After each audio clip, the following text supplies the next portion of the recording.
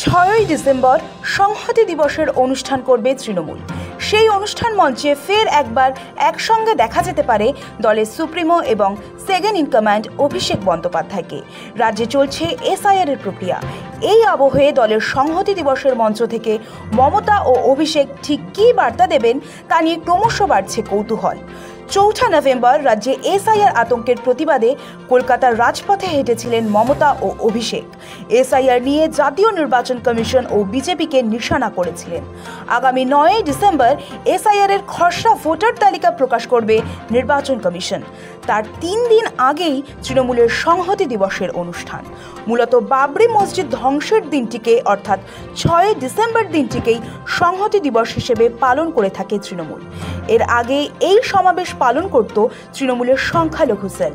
তবে এবছর এই দিনটি পালন করবে তৃণমূলের ছাত্র যুব শাখা। তৃণমূল সূত্রে খবর, 26 নির্বাচনের আগে সংহতি দিবসে বড় সমাবেশ করতে চেয়েছে রাজ্যের শাসক দল। গত বছর দলের এই অনুষ্ঠানে অভিষেক ও মমতার কেউই ছিলেন না। এবার দুইজনেরই থাকার কথা। মূলত 26 নির্বাচনের আগে জনসংযোগ বাড়ানোর দিকে বাড়তি নজর দিয়েছে তৃণমূল। সংহতি দিবসের মঞ্চে মমতা ও অভিষেকের থাকার সম্ভাবনা নিয়ে তৃণমূলের রাজ্য সহ সভাপতি জয়প্রকাশ মজুমদার জানিয়েছেন, 6 ডিসেম্বর বাবরি মসজিদ ধ্বংস করা হয়েছিল।